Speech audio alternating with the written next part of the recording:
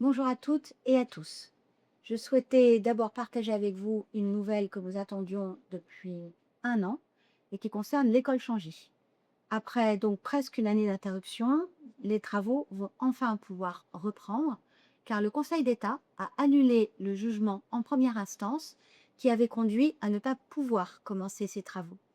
Les requérants, monsieur et madame Voix et madame Grécou, d'autre part, sont condamnés à payer 1 500 € chacun à la vie.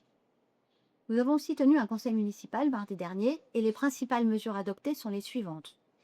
D'abord, le conseil m'a autorisé à acheter les locaux qui sont au pied de la tour des Fougères, sur l'ancien centre commercial, car nous avons des professionnels de santé qui vont s'y installer.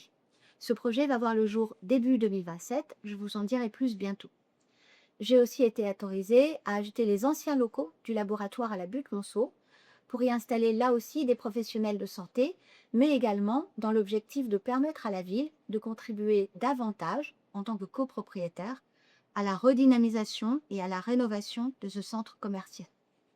Enfin, nous avons voté le principe de hausse des taux d'impôt foncier sur les logements vacants pour inciter les propriétaires à les louer et à les rénover.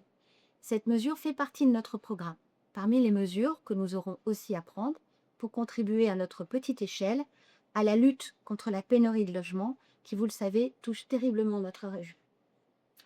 Concernant la situation liée à les canicules, nous avons 2 semaines de canicule derrière nous. J'espère au moment où je parle que nous n'en entamons pas une troisième.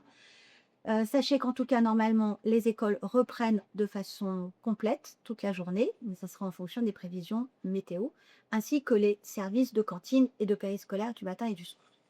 Pour protéger les personnes les plus fragiles, si la vigilance rouge était maintenue, des espaces rafraîchis resteront à leur disposition. C'est de 13h30 à 19h30, la salle Léon Béra au centre de la Monceau et la médiathèque. Nous aurons une nouvelle réunion de suivi de crise canicule demain, mardi, pour évaluer la situation. Et je vous invite à vraiment regarder très régulièrement le site de la ville, la page Facebook, l'appli.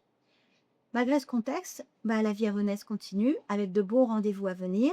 Je vous invite à participer aux Olympiades interquartiers vendredi prochain, 3 juillet, à partir de 18h30 au parc du Val-du-Moulin.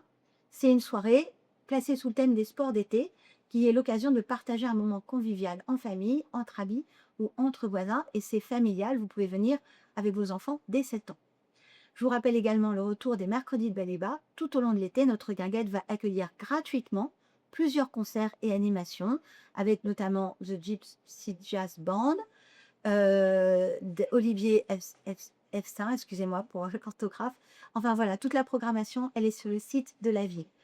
Et je vous remercie de votre attention. Continuez à bien prendre soin de vous, à vous hydrater et à très vite.